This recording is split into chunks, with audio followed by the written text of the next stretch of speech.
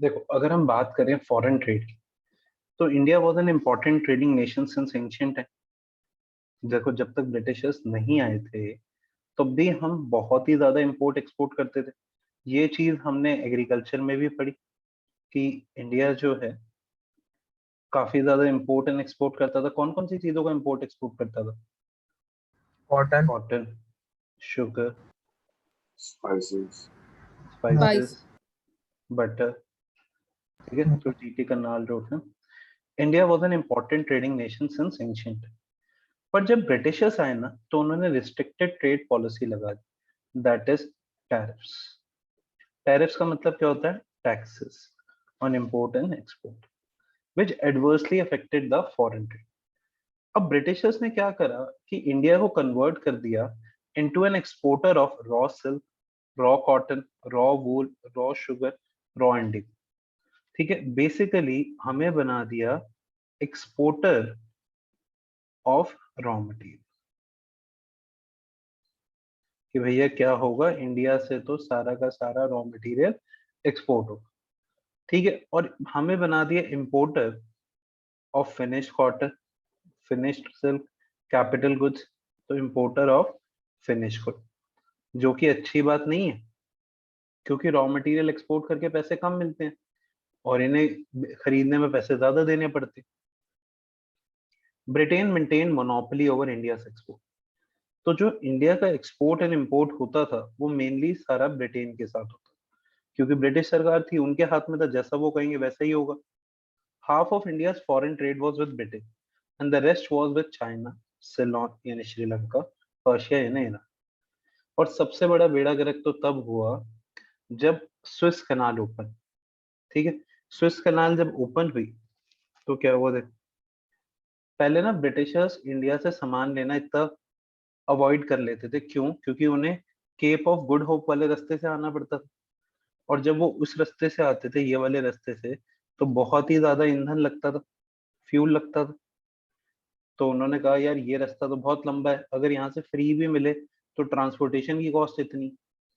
ठीक है, पर जिस दिन से ये स्विस कैनाल ओपन हो, ठीक है, this opening up of Swiss canal made that distance so much small.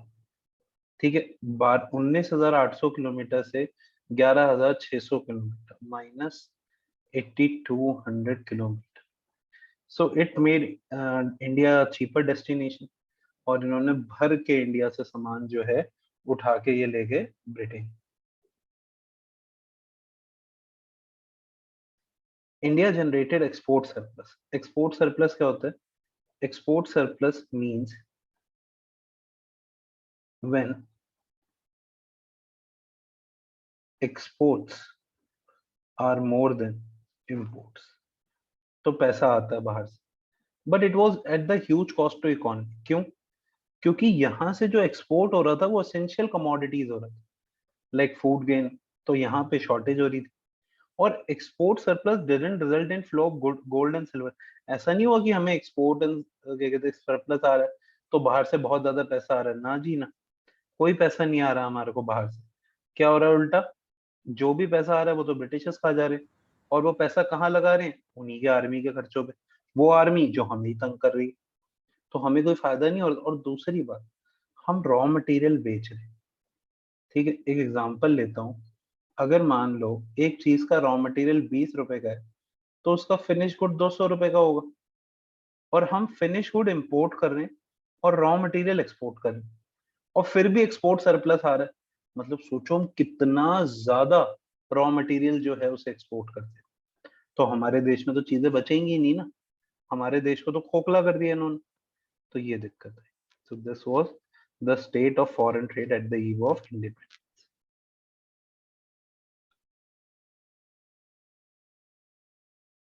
देखो जी, positive contribution of British rule. ठीक है, कहते हैं पॉजिटिव तो जहर भी कर ही जाता है कुछ ना कुछ, चूहे तो मार ही देता है। तो ब्रिटिशर्स के भी कुछ ना कुछ तो पॉजिटिव कंट्रीब्यूशन थे। सबसे पहला पॉजिटिव कंट्रीब्यूशन सेल्फ सफिशिएंसी। अब सेल्फ सफिशिएंसी कैसे आई? सेल्फ सफिशिएंसी ऐसे आ गई क्योंकि हमने कमर्शियलाइजेशन ऑफ एग्रीकल्चर करनी शुरू कर दी। पहले क्या होता था, हम बार्टर सिस्टम फॉलो करते थे, और बार्टर सिस्टम फॉलो करते थे तो पैसा मिलता नहीं था। जो भी फूड ग्रेन मिलते थे, जब वो कंज्यूम हो गए तो खत्म सब कुछ। तो सेल्फ सफिशिएंसी नहीं थी, पैसा नहीं होता था हमारे पास, तो पैसे से ही सफिशिएंसी आती है। ठीक है। और दूसरी बात, हमारे देश में ट्रांसपोर्टेशन आ गया था, तो एक जगह से दूसरी जगह सामान पहुंच जाता था।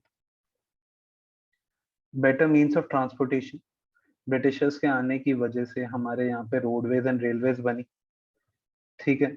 अगर वो ना आते तो रोडवेज रेलवेज ना बनती। उसके बाद ऑल सीजन रोड बनाई, रेलवे से सोशल और इकोनॉमिक ग्रोथ होने लग गई, कल्चरल बैरियर्स टूटे। फेमीन्स रुके, फेमीन्स यानी सूखा पड़ना। हमारे देश में पहले बहुत ज्यादा सूखा पड़ जाता था जब बारिश नहीं होती थी, इरिगेशन फैसिलिटी नहीं होती थी। तो जिस एरिया में बारिश नहीं होती थी वहां लोग भूखे मर जाते थे। Lakhs of people have died because of famine. तो अब रेलवेज के थ्रू खाना पहुंच जाता था। मॉनेटरी इकोनॉमी, हमें पैसा कमाना ही नहीं आता था, हम तो बार्टर सिस्टम पे चलते थे। उन्होंने हमें सिखाया कि मॉनेटरी सिस्टम में शिफ्ट करें, क्योंकि मॉनेटरी सिस्टम में शिफ्ट करने का फायदा बहुत है ना, क्योंकि पैसा काम आता है। जैसे पिछले जो 2 साल रहे हैं, ज्यादा 1.5 साल, वो कुछ अच्छे तो रहे ही नहीं।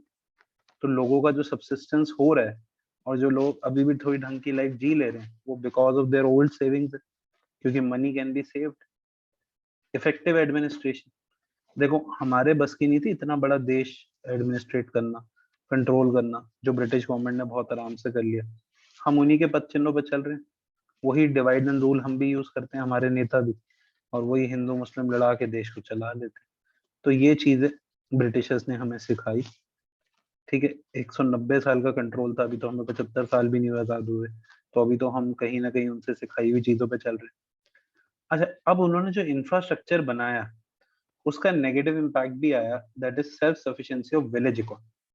सर आपने अभी कहा कि उन्होंने हमें सफिशिएंट बनाया, अब आप कह रहे हो उन्होंने self sufficiency of village economy को इम्पैक्ट करा। हाँ, समझाता हूँ कैसे। पहले क्या होता था,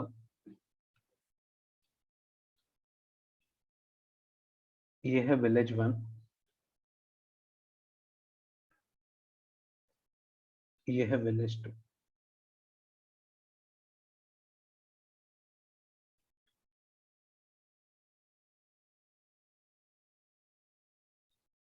अब देखो, विलेज 1 ना सारी चीजें ग्रो करेगा, विलेज 2 भी सारी चीजें ग्रो करेगा। सोचो ये नॉर्थ में है, नॉर्थ इंडिया, ये साउथ इंडिया में। अब पहले क्या होता था, पहले सब ग्रो करता था, जब ब्रिटिशर्स आए तो ब्रिटिशर्स ने समझाया कि भैया जैसे आप मैंगो ग्रो करो, आप ऑरेंजेस ग्रो करो, क्योंकि आपके यहाँ मैंगो बनाने उगाने आसान है, यहाँ पे ऑरेंजेस, और आप ऑरेंजेस यहाँ सेल कर दो, आप मैंगोज यहाँ सेल कर दो, तो सबका बढ़िया काम चलता रहेगा। ठीक है। प्लस एफिशिएंसी से काम होगा, क्योंकि अगर आप ऑरेंज उगाओगे तो आप 1 हेक्टेयर में 100 किलो उगाओगे, पर ये ऑरेंज उगाएंगे तो ये 1 हेक्टेयर में 200 किलो उगा लेंगे, क्योंकि टेम्परेचर है। ठीक है। पर इस वजह से ना विलेज 1 विलेज 2 पे डिपेंडेंट हो गई, तो हमारी जो सेल्फ सफिशिएंसी थी ना, वो खत्म हो गई। प्लस उन्होंने जो कमर्शियलाइजेशन करा, उस कमर्शियलाइजेशन की वजह से हमने कैश क्रॉप उगाने ज्यादा शुरू कर दिए, और फूड क्रॉप हम बाहर से लेने लग गए। वो दिक्कत हुई, एक्सपोर्ट बढ़ा, सेकेंड पॉइंट, पर हमें कोई बेनिफिट ही नहीं हुआ। रेलवे से उतना बेनिफिट नहीं हुआ जितना लॉस हो गया, क्योंकि ब्रिटिशर्स तो रेलवे की वजह से ही टिके हुए थे हमारे देश में। उसके बाद Britain also developed internal sea lanes, पर वो इकोनॉमिकल नहीं थी, उन पे खर्चा ज्यादा आ जाता था। ठीक है। रेलवे से compete नहीं कर पाई, तो यूज ही नहीं हुई, जैसे गंगा, गंगा के अंदर ट्रांसफर करना। प्लस कहीं पे सी का पानी बहुत डीप है, कहीं पे कम डीप है।